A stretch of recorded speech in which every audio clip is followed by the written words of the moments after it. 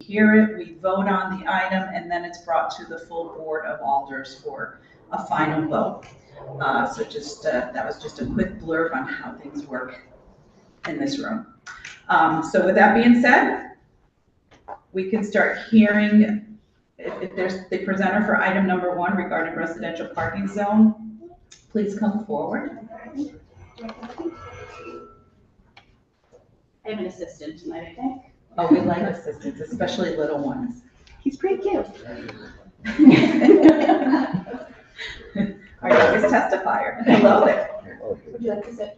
I bet you have a lot to say. Good evening. Good evening.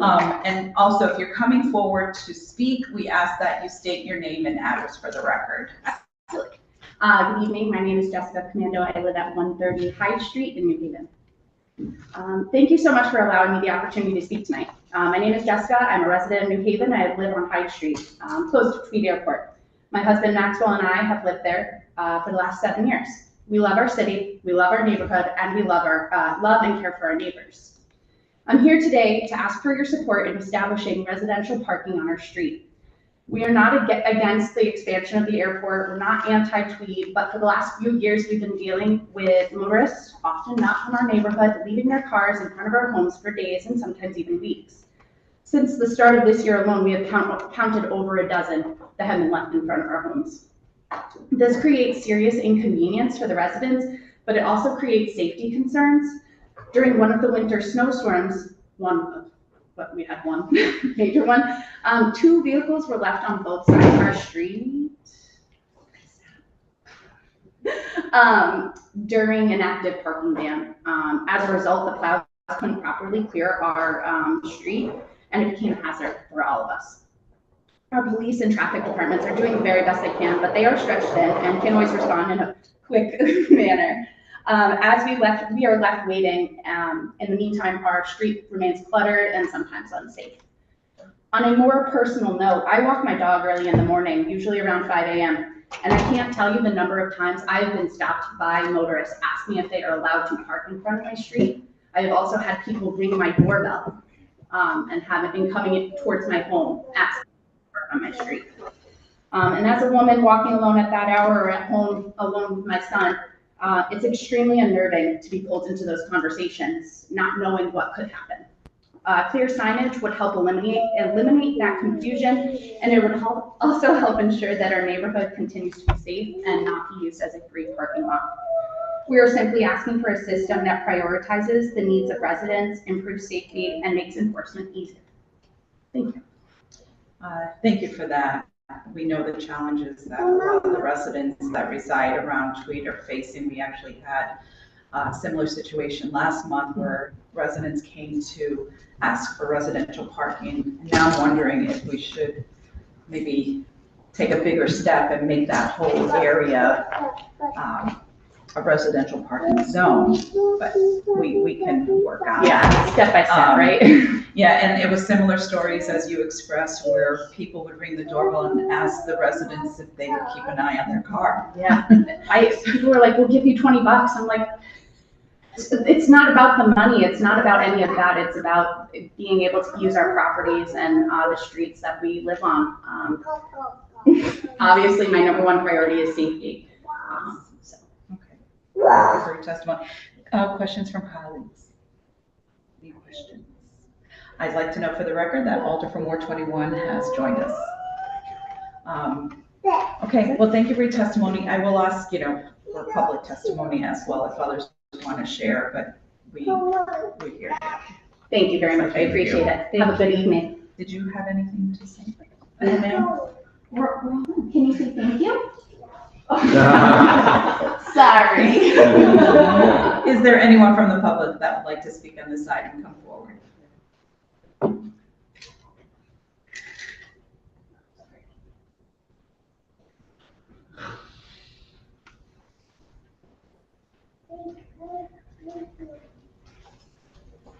And while our guests are coming forward, I will just remind anyone who's testifying to state your name and address for the record. Good evening. Good evening. Hi, I'm Lynn Sagrilla. Do you mind And you don't have to talk right into it, you can keep it a few inches away. All right, That's that's it, good. yeah. All right. Just so we can hear you. All right, I'm Lynn Citarella. I live at 425 Fort Hale Road, which is Fort Hale Hyde Street. So I'm right on the corner there. Yeah, we've had so many people, and they get belligerent with us. One guy actually asked me if, would you mind if I parked in your driveway? I'll give you money. I said, absolutely not. Absolutely not. So there is a certain amount of concern for safety in the area, especially when people feel entitled to park in an area where, you know, they've got the airport. Airport provides parking, whether it's downtown or in the actual parking lots. They should be using that, not the residential areas, taking away from the people that live there. Hi, my name is Carolyn Roskowski and I live at 405 Fort Hale Road. I'm also very close to the intersection of Hyde Street, and I've witnessed what the residents of Hyde Street have been living with, because it seems to be the street that people like to use to go if they don't want to use the airport parking. I'd like to first of all, thank our neighbors, Jessica and Max Commando, for taking the time. As you can tell, a young family, working family, but they took the time to go door to door and get the signatures, which I believe is what the process is here. So I hope that it's approved. And just, reiterate that we live with a lot sitting in the last 3.5 years since the airport's been expanding, and a lot of traffic and a lot of everything going on. But I think just having this parking space marked as a resident parking only is going to help at least a little bit. And at this point, in my opinion, this is what, as neighbors, we need to go for. Little bits of success along the way to make our lives a little bit back to normal. So I would appreciate your approval of this. Thank you. Thank you. Questions from colleagues? We heard, as I mentioned, from residents last month about the challenges, and are these folks leaving their cars there, or it's not just waiting on a passenger? No, they leave their cars there for a week at a time. We have waiting also, and the waiting we're a little bit more tolerant of, but we're those of us who are fortunate enough to be retired are vigilant about what's going on in the neighborhood. And if somebody's there for more than a day, we follow the process. And we have some other neighbors who aren't present tonight who are very familiar with calling our substation at the police department, and we've had cars towed when they need to be towed, but it's just a pain in the neck, frankly. Yes, and there is a city ordinance where a car can stay parked for 72 hours. And you could call at that point, but the 72 hours actually takes effect once the police go out and slap the sticker on the window.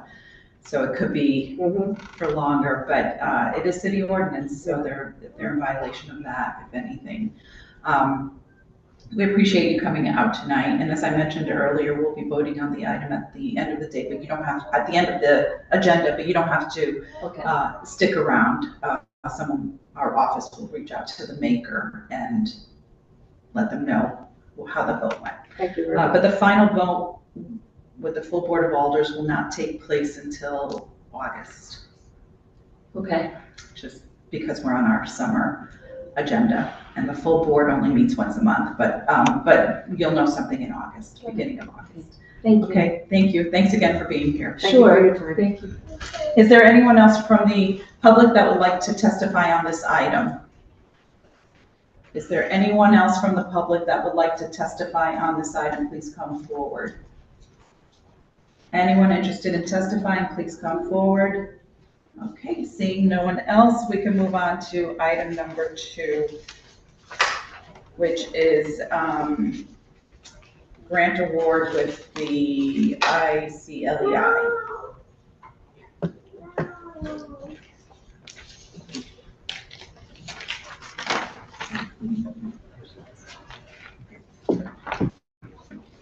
Good evening. Good evening, Alders. State your name and address for the record, and then we can start the conversation. Thank you very much, Alders. My name is Hannah Zochua Reyes, and my business address is 165 Church Street, New Haven. Yeah, thanks for the time today. My name is Jason Velasquez and I live at 87 Union Street. Great.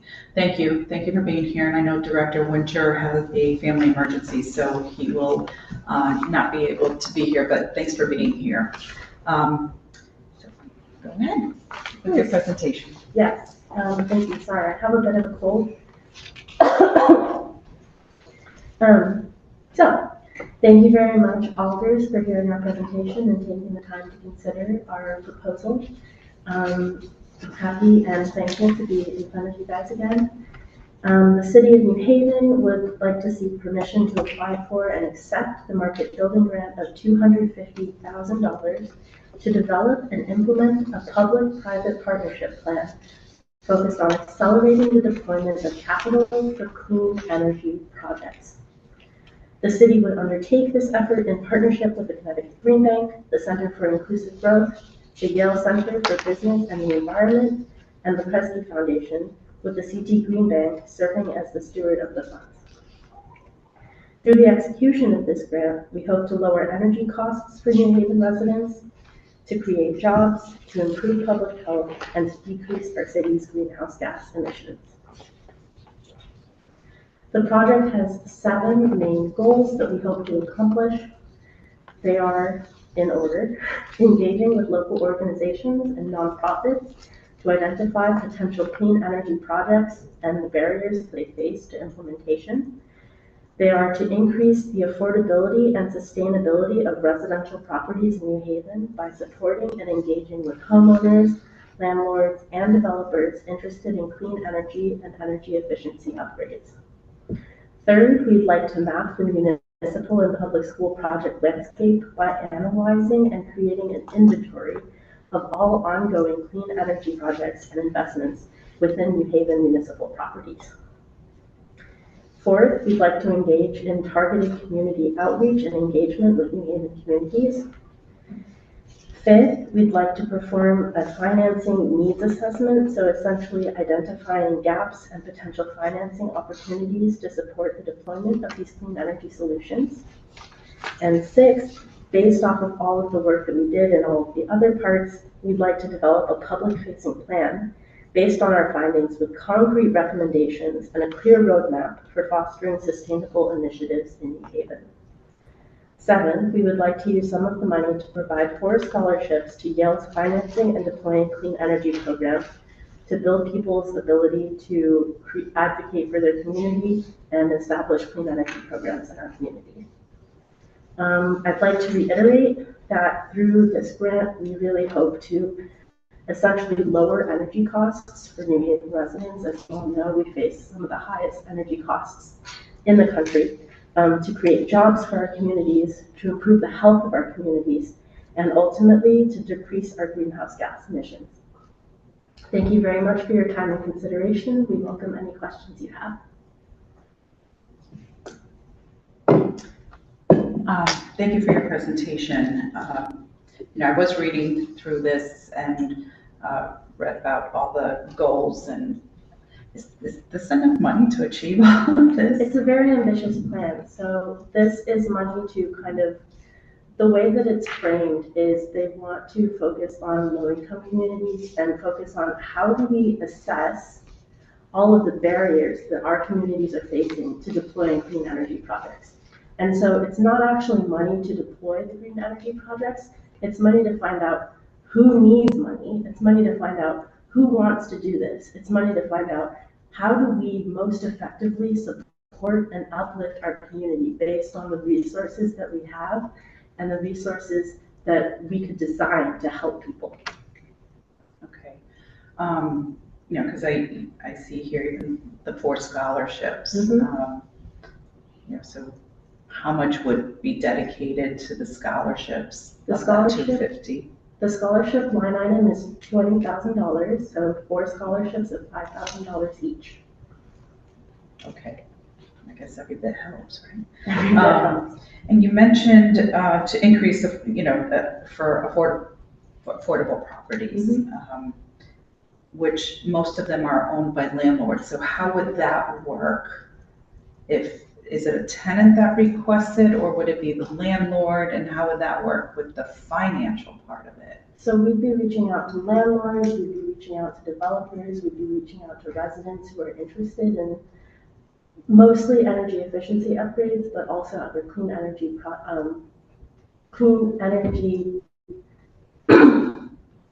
other clean energy programs such as heat pumps or solar.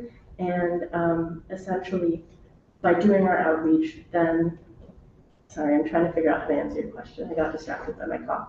It's okay. It's mainly because, you have landlords, and some landlords own multiple properties, and would they qualify financially for these programs, even if they are in the designated neighborhood? Would you like to? Yeah, I think that's a great question. Thank you for it. I think in the clean energy landscape that we operate in, the landlords currently aren't necessarily always incentivized to go ahead and move forward with some of the projects. What this plan could go forward in thinking about on that angle of community engagement is how to engage in tenant organizing to support engaging with landlords to encourage them to take up these projects. That's sort of as a statewide issue that we're seeing, is how do you engage the landlords who are either absent or own multiple properties, or these larger conglomerate of landlord groups. So it's something that the plan could spell out and work on that specifically. And I think Steve included some language within that to also consider like nonprofit organizations as well. So it's something that the plan can go towards figuring out, and something that the Green Bank is doing is thinking about more tenant organizing across that landscape of like affordable multifamily housing as well. Okay. And that oftentimes these measures make financial sense when you consider the long-term returns on investment. And so, for example, I know that at least with my home, we have solar, and our electricity bills have drastically reduced since we installed it. Or, for example, if you install like energy efficiency upgrades in a home, sure, there is an upfront cost to it, but overall, when you're saving on your AC bills, you're saving on your heating bills, you're saving on your electricity, these benefits accrue over time that can pay for the initial investment. And also, like, another part of this program is we are identifying other financing vehicles that can pay for these improvements. So we're identifying, okay, who wants to do this work, and how can we help them pay for it? Okay. So basically, this grant is to identify, or is to do the groundwork for hopefully accomplishing all of these goals. Right, and it works to bring together a lot of the different plans, all the different sustainability plans, the energy plans, to really think about the financial pathways to make those plans actually happen across those different sort of market sectors, and that's distributed energy and storage across zero emissions transportation, and then zero emissions building being that, because that also considers both like multifamily housing and commercial properties, and then single family as well. Okay.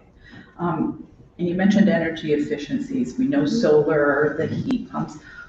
What else would be categorized as energy efficiency? Like LED lighting, is that? Yeah, I think we would have to look at some of the conservation load management plan at the state level for some of the energy efficiency. I know at the state level, the LED lighting has gone away from the incentive level from the state, but that it does like insulation, door sealing. There's the home energy solutions and the home energy solutions income eligible program, one of which residents can sign up for free in the income eligible section to do a home inspection through their utilities to come in and figure out sort of what the insulation level is, and they get paired up to do some of those other lower door tests and things like that that help keep the heat in or the heat out in the summertime, and the heat in the wintertime. Great. I will yield to my colleagues. Alder Smith. Thank you, Madam Chair. Thank you both for your presentation, your hard work on this. I just had a couple of questions. One's really related to what your Vesta had mentioned, which is, these are, it looks like, 4 organizations then, and 5, including the city, that are doing, been really hands in the soil on this work for a long time and bring so much knowledge to the table. And you were already kind of speaking to this already, but what does this group of 5 not know or not understand about the landscape? And if this project were to be really successful, what would be the core question that you would know and be able to have answered that would mean, okay, we've done our job right by the end of this 250K? I'm gonna take this one.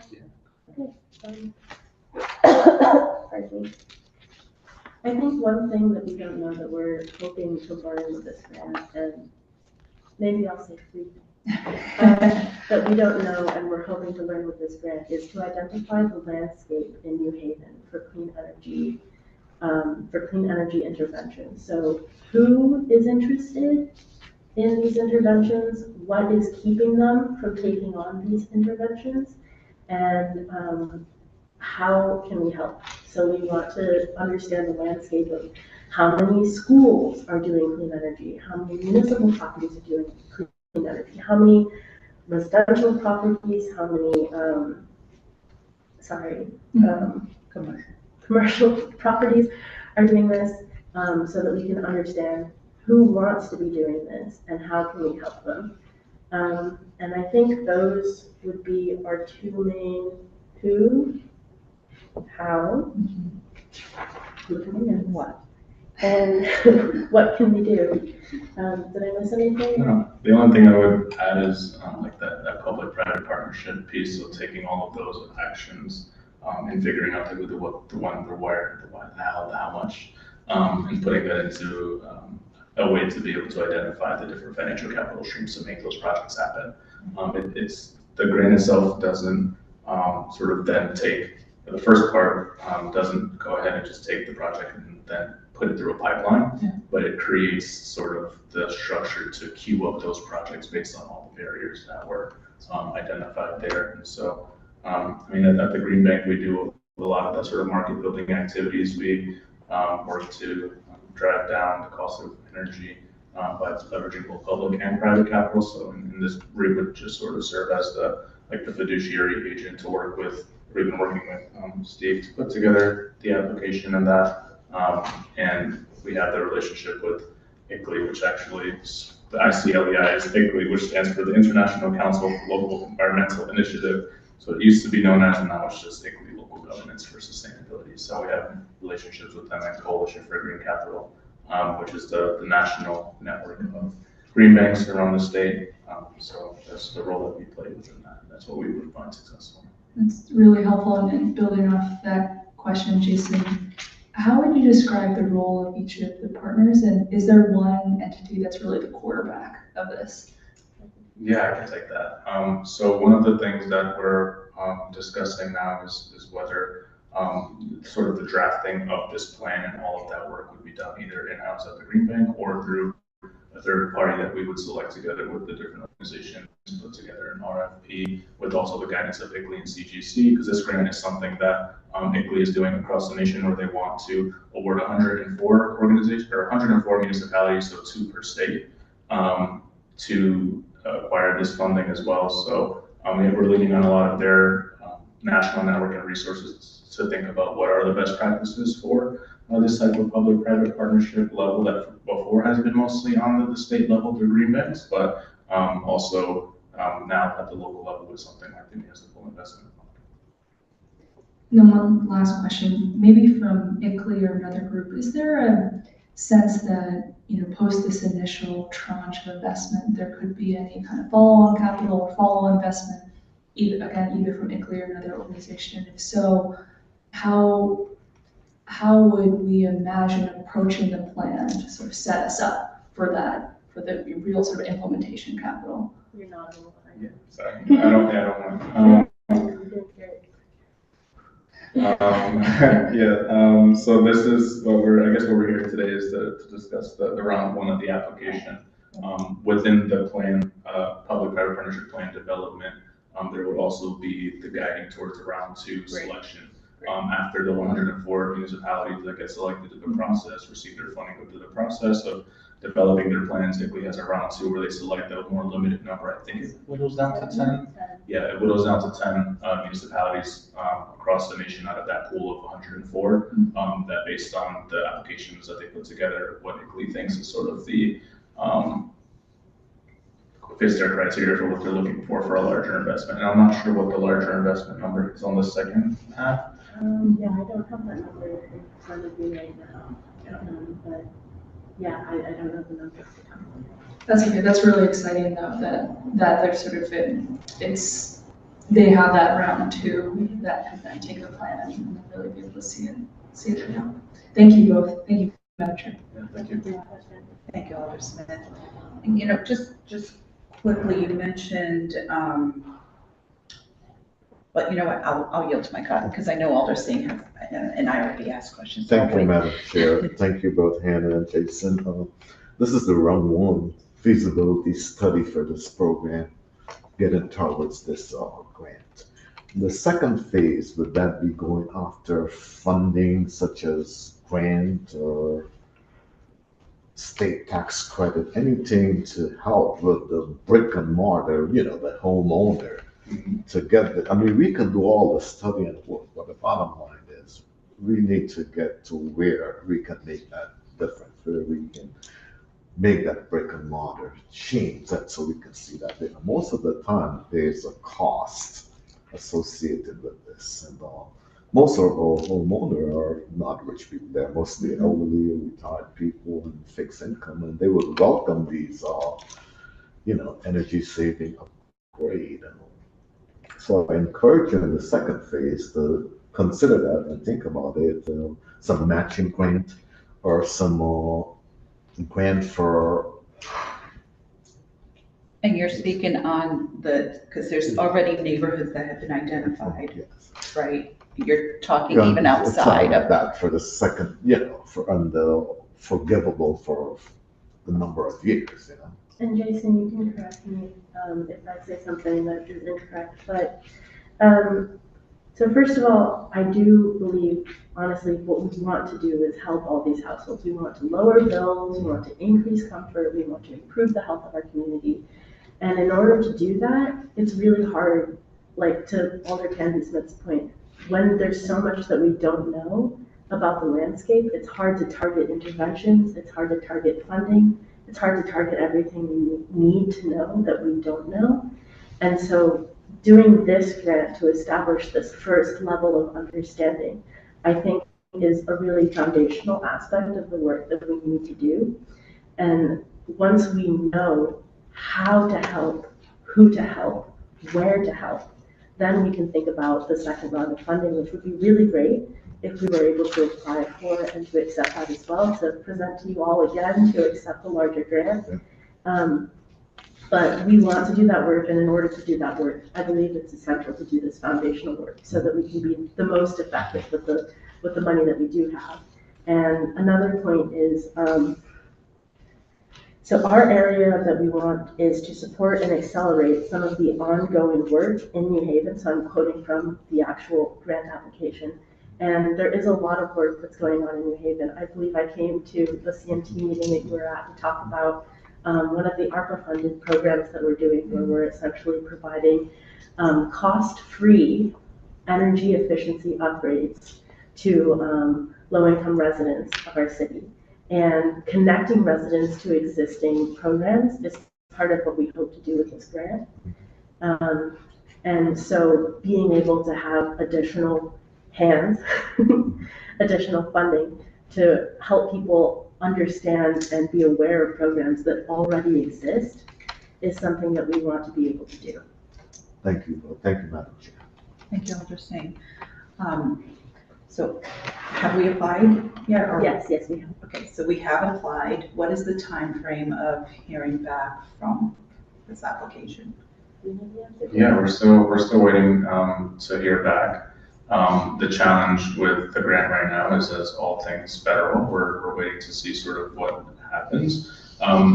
It's a little bit different than some of the other federal programs in that this one, sort of the funding is allocated in as farthest away from the federal government as it can be. Right now, ICLEI and CGC are going through their selection process. So they're moving forward. They're sending out updates to Steve and other municipal leaders around the nation who have applied for the grant itself. The most recent update that we had at their last event was that they were actually going to make some form of announcement or notice at the end of May, and they haven't. So we're still waiting to hear back about what's unfolding there. But Yeah, it is the NCIF, the National Clean Investment Fund portion of funding, which the current administration is moving around. What are our chances of getting it? Because there's some competition here. Yeah, well, I think 10 out of 104? 10 out of 104 for round 2, and then for round 1, it's 2 municipalities in each state. Each state, that's right. From our seat at the Green Bank, the only 2 municipalities that we actually signed on to do the grant with were both Stanford and New Haven. Okay. So we're not aware of any other municipalities in the state that applied. Other municipalities could have applied, but they would have needed to identify a different sort of fiduciary agent, whether a nonprofit or some other organization to do that. And for us, we targeted New Haven and Stanford. And it was highly encouraged during the application process to specifically partner with a Green Bank if possible. And so to Jason's point, we in Stanford applied.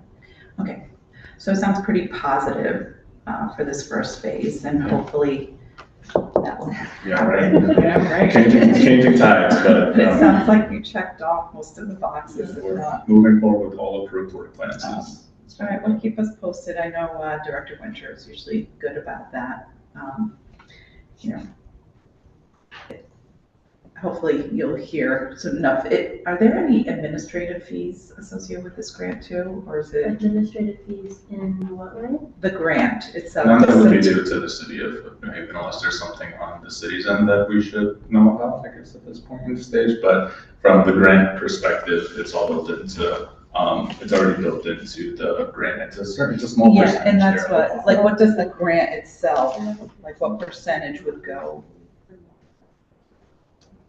Yeah. Yeah.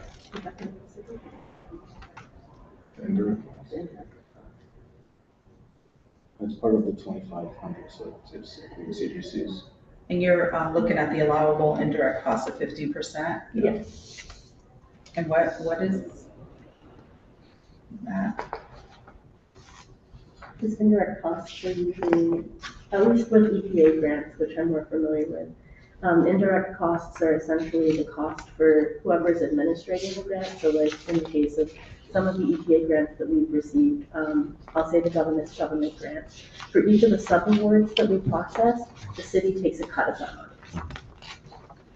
And so, Because the city is helping, Because they're the city is using helping. staff to assist in the process, so But in that this- 50% would come to the city. but in this case, the 15%, I believe, would go to the Green Bank because they're the fiduciary entity who's doing most of the administration of the grant. Okay, Yeah. okay, thank you for that clarification. Any further questions from colleagues? No, Alder Street. I just have a comment. Thank you, Madam Chair. I would just like to say, it's always good to try to help someone lower utility costs because it's always a struggle, especially for people that's on fixed income. And I hope that you are approved for it. Like I said, Steve, I know Steve very well.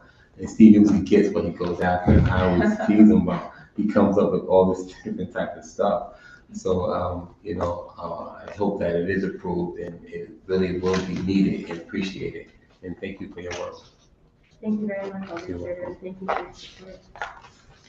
Any further questions from committee members? Okay. All right, seeing none, thank you very much for your presentation. Good luck. Let us know how you make out. Thank you very much. You're welcome. Thank you. Is there anyone from the public that would like to speak on this item? Please come forward. Is there anyone from the public that would like to speak on this item? Please come forward. And for a third time, is there anyone from the public that would like to speak on this item? Please come forward. Okay, seeing none, we can move on to our next item, which is item number 3. And I see Mr. Piscatelli and anyone else who is presenting. You're welcome to come forward. This is in regard to our ice skating rink.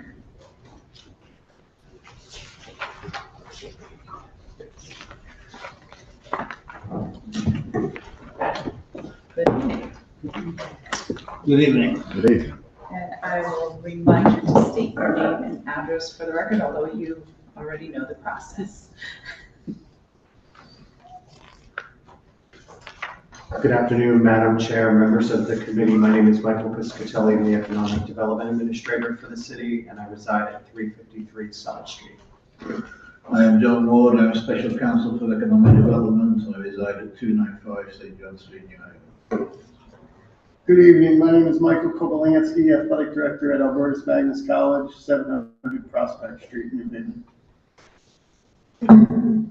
Just wanted to thank you for your time. Probably one of the most unique items in terms of the text on your communication for tonight, and it concerns a project that we were really grateful for the board's support for in 2024, which was the extension of our partnership with Albertus Magnus College at the ice rink. We presented it in full detail at the time, which was the establishment and real launch of a special program, which is the women's ice hockey program at Albertus Magnus. And as part of that, we presented to you an extension of the lease, the partnership, the payment structure, with the first 5-year extension and then another 5 years out to 2034. And if anyone saw the quality of play this year, it's just been really special to see Albertus's program really take off, which helps our revenue stream, stabilizing the ice rink. It certainly helps raise the profile of campus, the community, and it's just been great. As part of that as well was the application that Albertus put into the Department of Economic and Community Development, the state, for state money to support both on-campus improvements and the physical structure, the new women's locker room, if you will. So as you've seen with our CIF grants, the state, in the interest of the state giving money, wants to make sure that money is deployed in a manner consistent with the use. So let's say, they give money to a library in Torrington. So the negative pledge says, City of Torrington, you cannot sell this library without coming to us for relief from the grant monies that we put into this. And it reserves the state's position to, has a bunch of choices in it, whether or not, they're going to want their money back, they're going to want to hold up the sale, that sort of thing.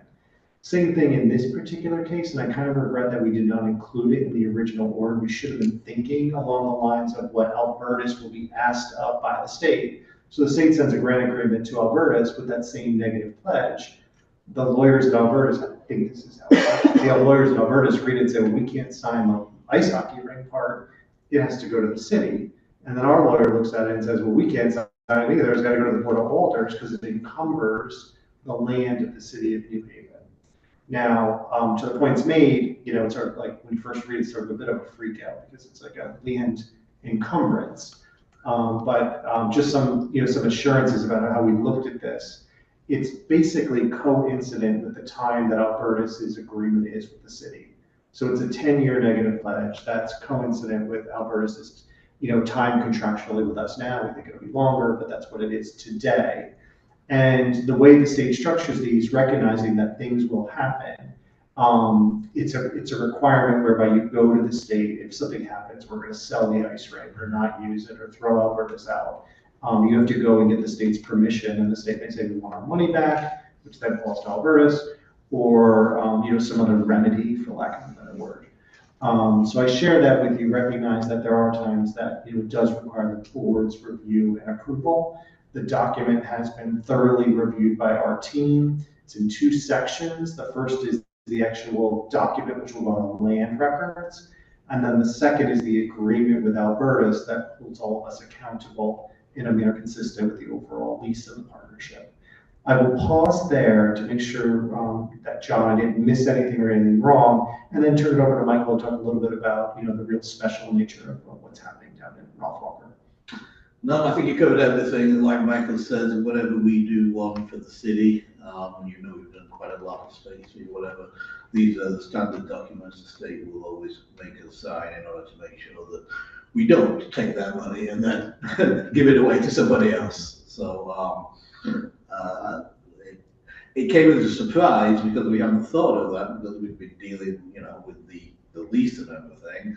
But then, as Mike said, had we really thought hard, we would have realised that obviously they're going to want some kind of encumbrance on the land, and it's our land and not their land. And so I said, well, I can't sign them without going back to the board because they didn't give me permission to do that. So here we are.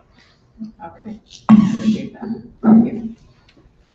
Thank you. And just from my end, I just want to touch on the fact that, we are extremely grateful for the partnership with the city. As our institution continues to grow in preparation for the centennial celebration starting this fall, it truly is a tremendous time to be a Falcon. And obviously, as Mike stated earlier, our ice hockey programs continue to grow, become more prominent on the national level, which obviously helps keep the spotlight here on the city as well. And again, we're pleased to be a partner, both in terms of assisting with the community efforts, continuing to grow the game, and continuing to be, again, a good partner here within the city of New Haven. Thank you. Great, thank you. Thank you, Madam Chair. I'll pause here and ask if you have any questions about this particular item. So I did read through the documents and probably did a little bit of a head bob in between because it's not very engaging reading. But I got the gist of it. And one of my questions was going to be, where are we, Corporation Council? And obviously you're here, you spoke. What happens if within that 10 years, Albertus says we're done with our program? Would it be up to Albertus to get the funding back, or, because the funding goes through Albertus, correct? So the way it works is the physical infrastructure is we own it, it's ours, it's handed over to us, it's for use by Albertus. So we fully expect that they will use it for the full 10 years. And, not to speculate let's say the program is shut down and there's no Albertus ice hockey program. The physical infrastructure, I would think, so long as we keep it in use for ice hockey, would be sufficient for the commissioner to keep us moving and not look for any reclaim or anything like that. But those are, areas of speculation only, and, wouldn't necessarily go into much more detail on, some of those considerations. How does it affect us as a city, if it does? Yeah, so like I said, if you were to play out some of those sorts of scenarios, we would typically do a workout of some sort, right? Try to make sure we do everything we can to make a really important program and initiative work. And if we didn't, we would pivot to the next. And that could be an RFP for a new operator, some other user of the facility, try to reclaim a new revenue stream for the ice hockey rink. I think as a general point, when we made the go, no go decision, 2017 to save the ice rink, that was the go, no decision. I don't think there's any scenario in the next 10 years whereby we're not going to invest, keep this place moving in the right direction. I think we should just emphasize that although the money is going to Alberta so that they could make these improvements to the women's locker room and things like that, if they were to pull out, saying it wasn't a success or whatever, those improvements would belong to the city. Okay. I mean, how does it advance the city's interest? I know you touched on, as well as Albertus, I hope the program keeps going. I'm just asking the question so we know worst case scenario. Of course, we as a city have an interest in this rink, or we wouldn't have invested so much money, and we want to make sure that the residents continue to enjoy it as well, and that there's nothing that's going to stand in the way of they enjoying it. And the way I see it, this advances the city with men and women's ice hockey on a collegiate level that will hopefully attract our youth to go to these games and maybe express an interest as well. But, are we doing anything to go towards that goal? I know there's some programming out there, but is it enough? So to your point, no one gets up any day wanting to put encumbrance on land, right? So at its core, it's an encumbrance. I think the strength of the partnership and the lease agreement that you approved is already showing benefits, and watch some of the programs, the Learn to Skate, much more close interaction with the collegiate hockey players that's part of this agreement. So all that's moving in the right direction. And then I would also say, also, although sometimes frustrating, right? State money comes with a lot of strings, for lack of a better word, they have to protect the state's interest. But if you look across the board at our success in CIF grants, Urban Act, you look at that balance of, this would be bonding on the city side for lots of stuff that we've gotten state money for. And it's not an unrealistic expectation for the state to have some say in it. And if you were, like, if this was the legislature and we were state officials having this conversation, they would be like, we gave the city $6 million for Grand Avenue, and all we're holding for security is this parking lot on Poplar Street.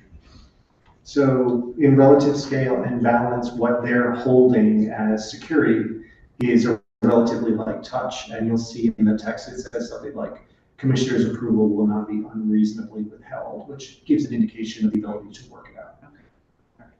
But the use of the rink itself will stay as it is.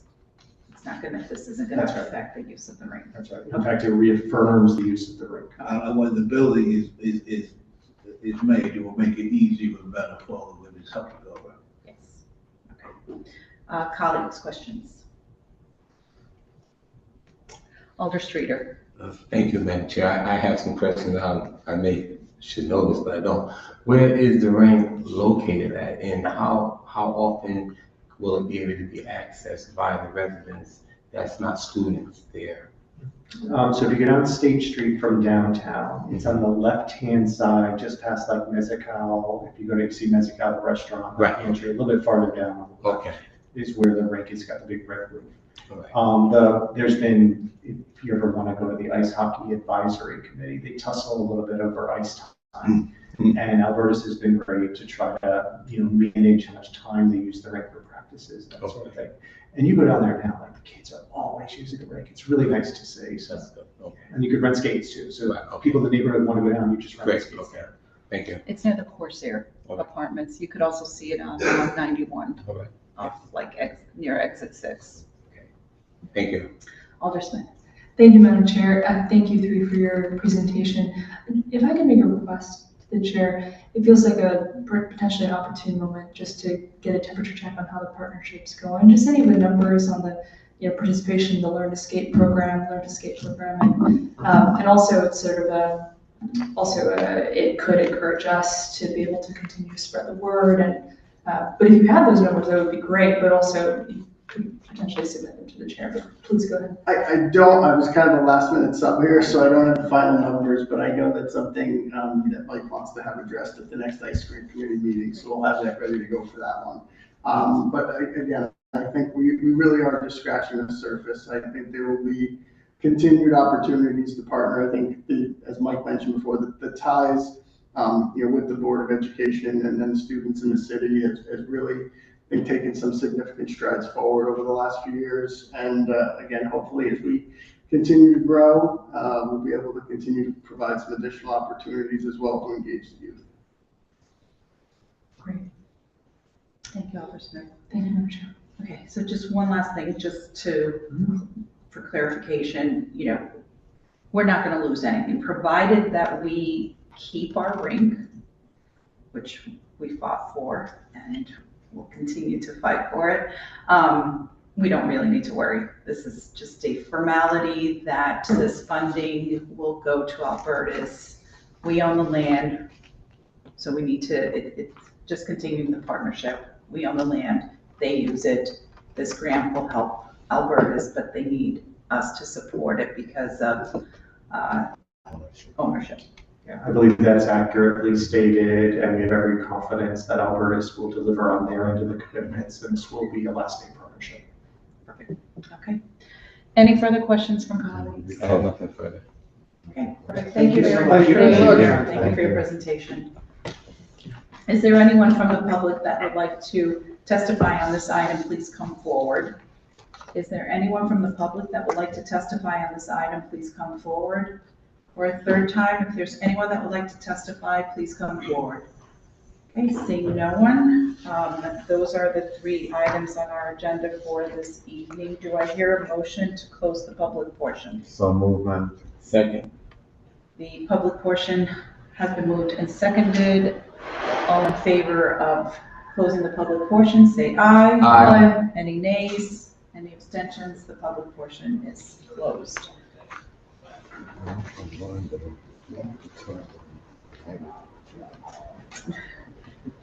Do I hear, we can actually move on to our agenda items now. Do I hear a motion to move item number 1?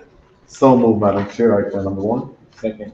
Item 1 has been moved and seconded. Any discussion on item number 1, which is in regard to the residential parking zone?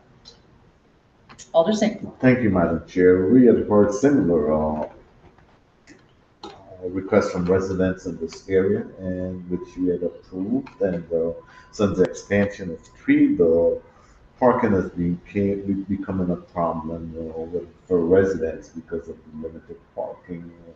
Because today our household have been grown from 1 car to 2 cars to 3 cars, and residents depend on using the off-street parking, the street parking. So I'm in favor of this, Madam Chair. Thank you, Alder Singh. Yes. Alder Streeter. Thank you, Madam Chair. I would say, it's be kind of frustrating to me. You come and you can't find a park and people leaving their cars here for a week at a time. And with a climate like the way it is now, you don't know if it's a stolen car that someone has parked in and abandoned it and left it.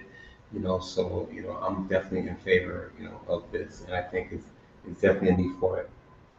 Thank you, Alder Streeter. You're welcome. Thank you, Madam Chair. Any other discussion? I'll just add, we heard about this, and I'm just wondering if we need to maybe do a whole zone in that area, because if I'm not mistaken, there's a communication actually on the agenda that came to us last night at our full board of alders for another street in the area. So I'll be happy to contact our Director of Transportation, Traffic and Parking to see if there's something that we can do on a larger scale. Because it is, cars that are parking on, for a week at a time. The safety concerns, residents being disturbed by the doorbell with strangers there asking if they could either park in their driveway or keep an eye on my cars. I'm becoming car babysitters. And being approached by strangers alone is not something we should ask our residents to do. So I too support this item, and I encourage my colleagues to also support. Any further discussion on this? Seeing none, all in favor of this item, say aye. Aye. Any nays? Any abstentions? The ayes have it. Move item number 2, Madam Chair. Second. Item 2 has been moved and seconded. Any discussion on this item, which is the grant? Any discussion? Alder Streeter. I think that is, like I said, it's a good thing. Anytime there's a way to help people lower utility bills and people that are struggling, to maintain households and to maintain the upkeep. So anything that's available out there that can be done, I think is always a good way. I'm a strong believer in if you put it out there, they will apply for it, they will utilize it. So I'm all in favor of this. Thank you, Alder Streeter. Any further discussion? Thank you, Madam Chair. Alder Singh. Thank you, Madam Chair. I hope that this grant be awarded and it would make an impact for the study, for our residents in our community. Thank you, Alder Singh. Alder Smith. Thank you, Madam Chair. I echo my colleagues, and one thing I'd add is that I appreciate that it's a plan that helps us to refine our investments. There's so many potential opportunities to invest resources to support individuals, and it sounds like part of this is being a little bit more surgical to be able to be a force multiplier for our investments moving forward, especially if we were to get round 2 funding. So I appreciate that aspect of it and that level of rigor. Thank you, Madam Chair. Thank you, Alder Smith. I agree with my colleagues. I'm in favor of this item. We have to also remember the environmental impact and how that it will help us with gas emissions and I heard it creates, jobs, a healthier environment, everything we strive for in the city. I mean, we can voice on a city level as well on a state level, but this is something that starts here, and hopefully people will see elsewhere the benefits of these types of programs. So obviously investing in green projects is very important, and I also like the partnerships that they have selected with the Connecticut Green Bank, the Center for Inclusive Growth, Yale Center for Business and the Environment, and the Kresge Foundation, as well as us, the City of New Haven. I think it's a great partnership that will be a force, and hopefully they will get this funding to help initiate all of this. So I encourage my colleagues to support this item. Alder Singh. May I add, Madam Chair? Absolutely. Thank you. You know, this is very encouraging because we had previous meeting that came to us with a asthma rate in our city, and just thinking about that, you know, this would at least we're in the direction of mitigating more asthma concern for our city. Thank you, Madam Chair. Thank you for that, Alder Singh. Any further discussion? Okay, seeing none, all in favor of this item, say aye. Aye. Any nays? Any abstentions? The ayes have it. Thank you, Madam Chair. I move item number 3. Second. Item 3 has been moved and seconded. Any discussion on this item? Madam Chair, Alder Singh. thank you. I understand what's in front of us with a negative agreement based on the legal terminology because we own the property and the funding comes through the state, go to the operator, and so since we are the owner, we have to sign this document. So that's what my understanding is basically, Madam Chair. Thank And you, my Alder. agreement with this approving this. Thank you, Alder. Alder Smith. Thank you, Madam Chair. I echo Alder Singh, and we just want to reiterate the sort of desire and interest to have just a temperature check on how the partnership's going, and particularly with the numbers of new and young people who are participating in the programs, in part to support and to be able to spread the word and be able to provide outreach for the program so that young people know that they exist and that this incredible partnership is an opportunity for them to get involved in skating. So we'll be interested to see those numbers and to just continue to find ways we can partner and support. Thank you, Madam Chair. We have a workshop on that too. Good idea. To see how the program is going and make sure that we get the word out too. Right, That's and right. being utilized The by more the we residents. talk about it, the more. Maybe a field trip workshop at the rink. I might even get on the That's great. Thank you, Madam Chair. We can have a team building activity at the ice rink. Anyway, yeah, we'll keep it at that. Thank you, Alder Smith, for that comment. For me, I think this is a logistical. It's just some housekeeping. It also helps Alberta's grow their program, and we are happy to be a partner in this. It is exciting to have, hockey in the city. I'll date myself, but I remember the days of the New Haven Nighthawks, and it was great to attend those games. So now we have an excuse to use our rink and have spectators go and enjoy Alberta's Division III hockey, male and female, which is even more exciting. And again, this is just a logistical document that needed to be signed, and I think we questioned enough to get an understanding that, the T's are crossed, I's are dotted. So I'm comfortable supporting this document, this item.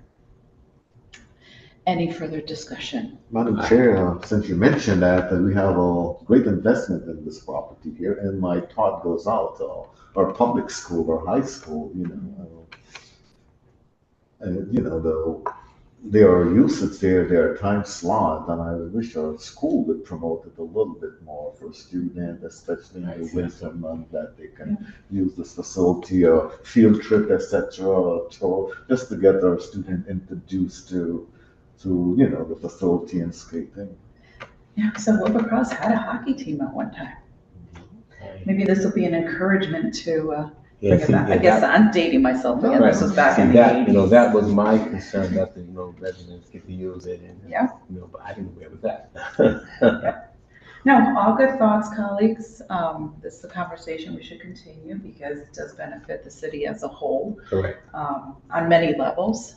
So with that, is there any further discussion? I have nothing. Okay, seeing none, all in favor of this item, say aye. Aye. Any nays, abstentions? The ayes carry. I make a motion to adjourn, Madam Chair. Second. A motion to adjourn has been made and seconded. Any discussion on adjournment? Is there anything you want to discuss before we adjourn? Okay, Just seeing adjourn. none, all in favor of adjournment, say aye. Aye. Any nays? Okay, ayes have it. We are adjourned. Madam Good night. Chair, I want to thank you on your leadership for CSEP. You asked all the right questions. That's right. You It did. takes We a do team, guys. appreciate you as our leader. Yes. Well, I appreciate you all. I really, really do, because, you know, my kids laugh at me when I say it takes a team. Together, everyone accomplishes more. I know it's a cliche, but it's true, and we are a team. You know, everyone asks the right questions, because we're not all experts in an area, so it's always nice to